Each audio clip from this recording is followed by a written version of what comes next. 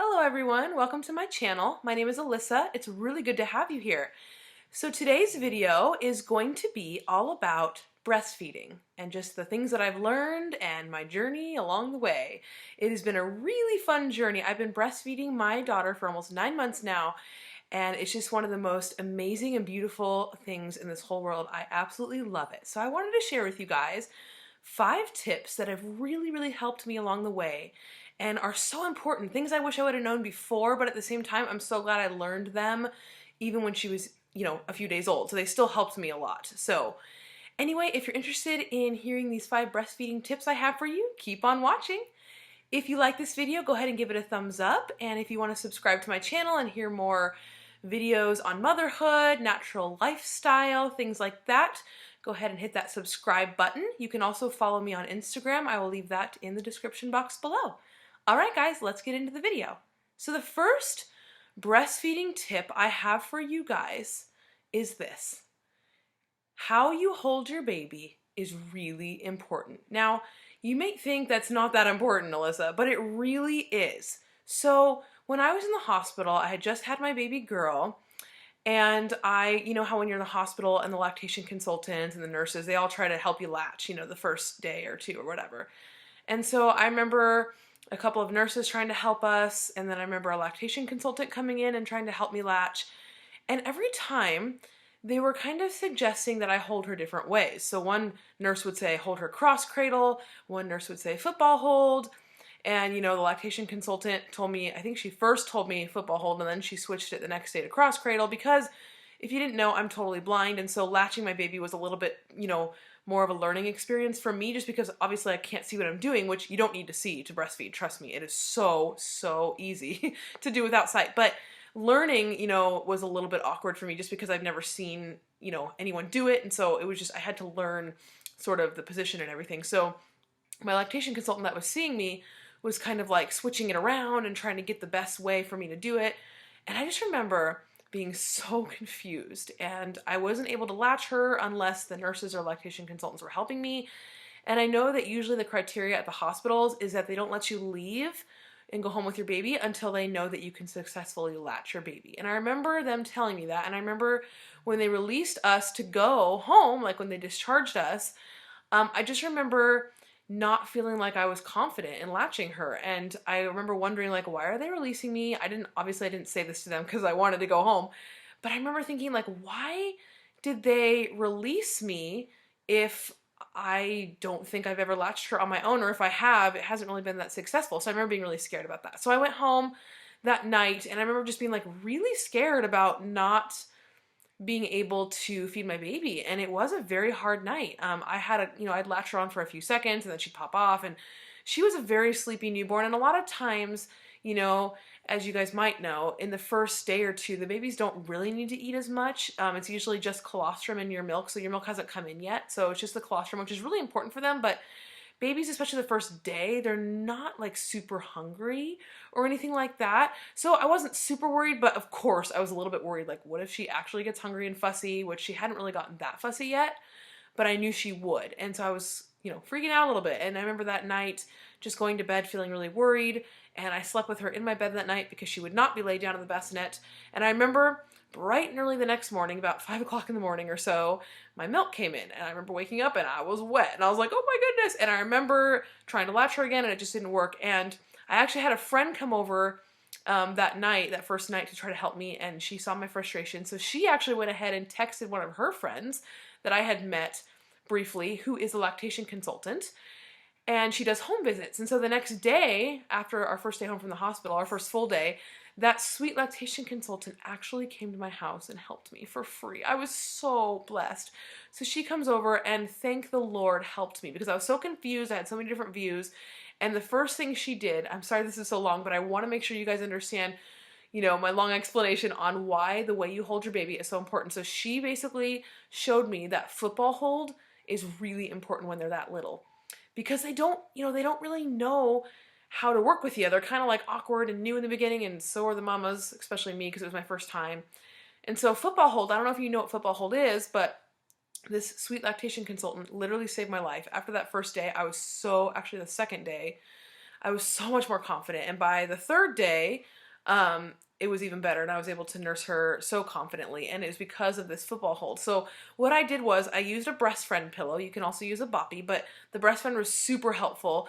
If you don't know what that is, it's just a pillow that buckles around your waist, and it has like an imprint of like two breasts on it. It's kind of funny, but I love that pillow. It's so lightweight and so easy to travel with, and so I buckled that around my waist, and my lactation consultant showed me the football hold, which is basically where you lay your baby along whatever side you're gonna feed. So let's say my left side. So I lay the baby kind of along my left side with her feet sort of facing my butt, like my hip to the back of my butt, and then obviously her head facing my breast. And so what you do is you put your left hand, if they're on your left side, kind of behind their shoulder blades or their neck. You never push down. See, this is what I learned from this lactation consultant versus the ones at the hospital, which were not very helpful, but that's a whole nother video.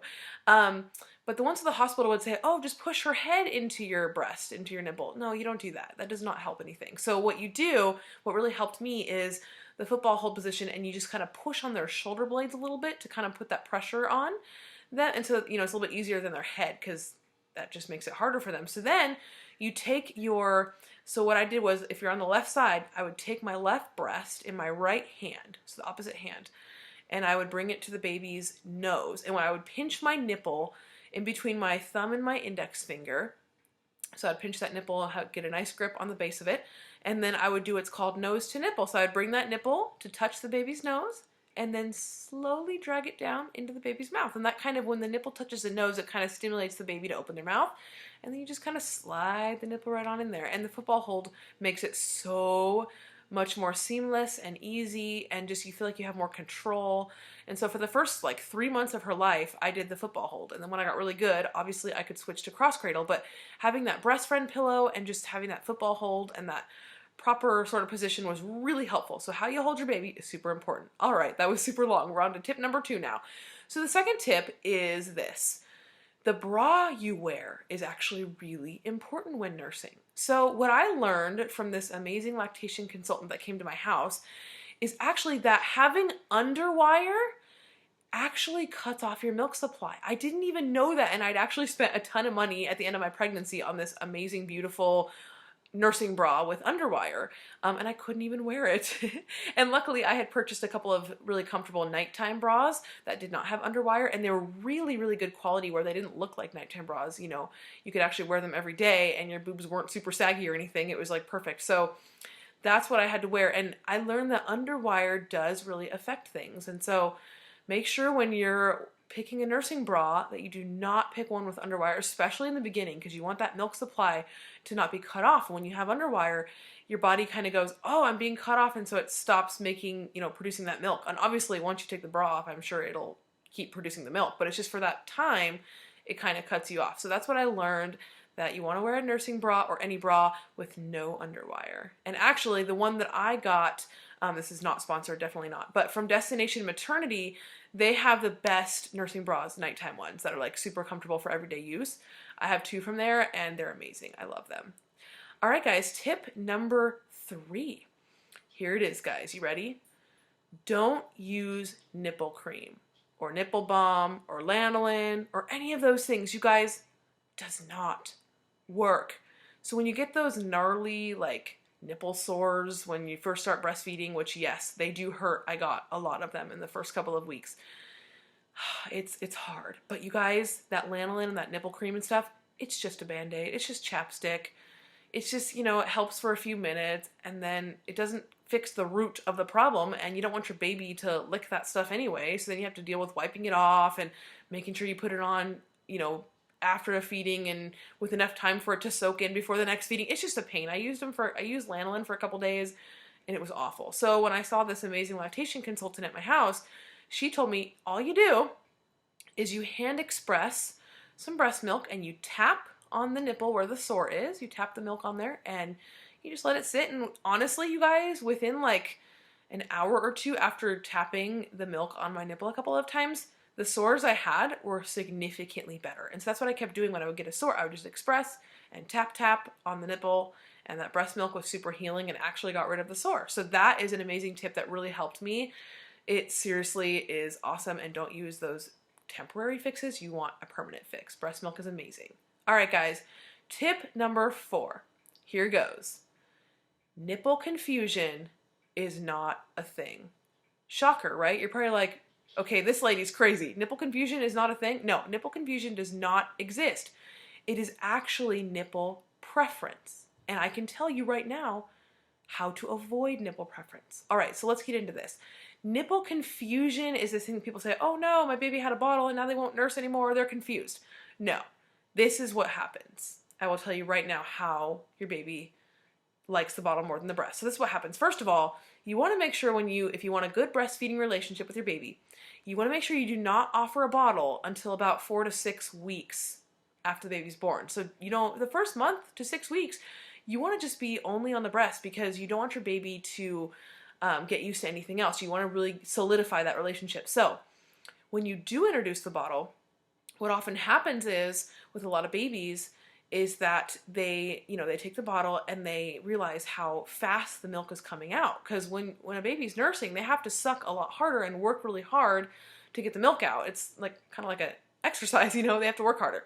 So with a bottle, it just kind of comes at them, so they barely have to suck. So a lot of times babies will suck on the bottle and go, oh wow, this is easy. Like I don't have to do the work, So then when mamas say, oh no, my baby won't nurse anymore, it's just because they're like, wait, why? They just get frustrated because they're like, why isn't it coming out super fast? Why do I have to work so hard? So really, it's nipple preference because they prefer the bottle only because it comes out faster. And there are like slow flow nipples and stuff like that, but honestly, I don't think any of the bottle nipples, they say like, oh, they're like the breast.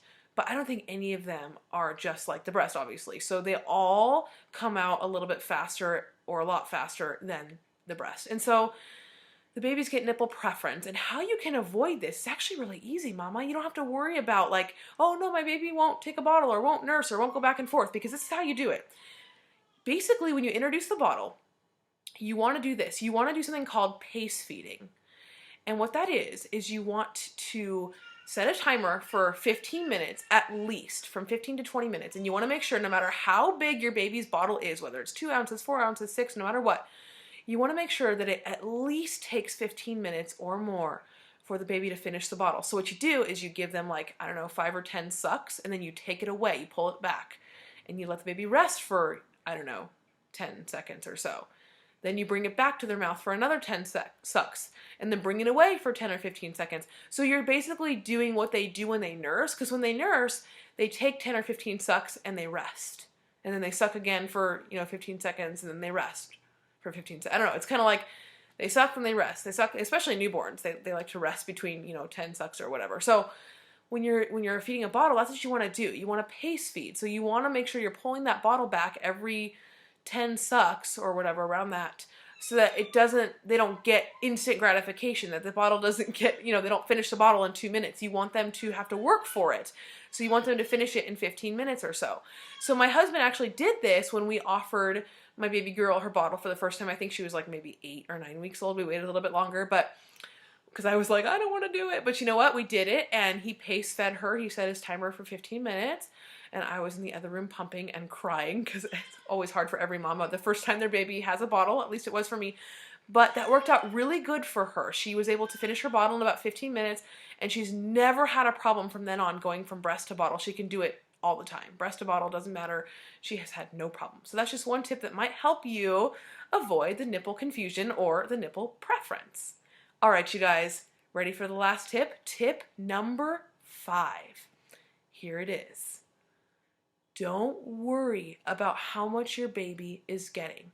You guys, this is so important. I know this is such a hard thing for nursing mamas, and I think this is the number one thing. I think the number one reason why a lot of mamas stop nursing before they want to. Because let's face it, sometimes nursing is hard. It's not easy to breastfeed, It's easier to just throw the bottle at the baby, you know what I mean? But I think this is one of the main reasons why mamas give up so quickly, because they get worried. I know, I've been here too. They get worried about how much their baby's getting and if their baby's getting enough. And so sometimes they'll be like, oh no, I can't measure, my baby's, not gaining as much weight as they should, or maybe they think that's the case, when in reality, Sometimes the babies just are slower weight gainers, and that's okay. My baby definitely is petite, and so she's always gained weight slower, and that's all right. She was still on the charts. But the thing is, sometimes mamas get concerned, like, I want to know how much my baby's getting, and so they'll pump, and then measure it in a bottle and, make sure, which is fine. I mean, you could do that, but it honestly, mamas, like, it doesn't need to be something you worry about, because here's the thing. Your baby is going to get as much as your baby needs. Nursing is basically supply and demand. So your body is going to make as much milk as your baby tells your body to make. So basically, if you've heard of like cluster feeding, if your baby feeds like every hour or something because they're growing, then your body's going to start making more milk, or if your baby feeds every 3 hours like normal, your body's going to make as much milk as your baby needs. And so sometimes mamas have issues with like, oh no, I don't feel like my baby's getting enough, and I feel like they're just fussing at the boob and not satisfied. You know what? Here's what you got to do. Nurse, nurse, nurse. Keep that baby on the breast. Do like a nursing vacation in your bed and just stay in your bed with a good book or good movie or good YouTube video and just have that baby on your boob all day. Like nurse, nurse, nurse, because honestly, you guys, that is how your body will build up enough milk for the baby. And I promise you, obviously there are some cases, and I'm not a lactation consultant or a doctor, so I know there are some cases where women have issues with supply, and I get that. There are legitimate supply issues, but a lot of times women think that they have a low supply and their baby's not getting enough, when in reality, their baby is getting plenty, and all they need to do is keep that baby at the breast and keep nursing, nursing, nursing, and your body will keep making that milk. And obviously you can pump too if you want to increase your supply, but I'm telling you guys, don't worry about how much your baby's getting, because your baby is going to get as much as they need. Your body knows and your baby knows. Your babies are smart. So your baby knows how much they need, and so they're going to tell your body how much milk to make, if that makes sense. I know this is a hard thing for mamas. I went through it too because, it was actually around the time I was pumping, because I wanted to give her a bottle and just see how she took it in case I wanted to leave or anything. I'm a stay-at-home mom, so I didn't have to give her very many bottles. She's had maybe like, I don't know, 5 or 6, maybe more bottles in her whole life. I think I can count on my hands the amount of bottles she's had in her whole life, and she's almost 9 months. But when I started pumping and I realized like, that you have to measure, in the bottle, like, oh, okay, she had 2 ounces for this bottle and now 4 ounces for that bottle. Then I started going, oh no, what if she's not getting enough out of my breast? But then I realized, no. She's getting plenty, because babies are really smart. They'll stop when they're full, and if they're still hungry and they're still not getting enough, just don't give up. Just keep them on that breast, and they will tell you how much they need. They know. Your body knows, your baby knows. God made nursing. It's a beautiful thing. God made breastfeeding, and He made the body so amazingly and designed us so that our bodies know how to do this. We are created to do this, mamas. You're created to breastfeed your baby. You can do it. You can do it. And I know, like I said, there's some instances where mamas can't breastfeed, and my heart goes out to you, because that is so sad and so hard, and I know. And I'm sorry. I have not been there, but I know it happens. And like I said, my heart goes out to you. But if you want to nurse your baby, you want to breastfeed and you feel like you can't, try these tips if you haven't, because honestly, I think that more mamas can breastfeed than they think. I think a lot of mamas give up too soon before they've really, really tried. And I know that's kind of a hot topic or controversial thing, but I'm not here to say that if you formula feed, you're a bad mom. Please don't take me wrong. You're a wonderful mama no matter what you do. If you formula feed your baby, you are doing great. And that's totally okay. I'm just here to help you if you want to breastfeed and you need some tips, because I've been there. I'm not an expert. I've only breastfed one baby. But these are just things that have really, really helped me along the way and made my breastfeeding journey so much easier. So thanks you guys so much for watching this video. I really hope it was helpful for you. And like I said, if you liked it, go ahead and give it a thumbs up, or you can comment down below if you have questions or you'd like to know anything more. All right, you guys, thank you so much for watching, and I will see you in my next video. Bye!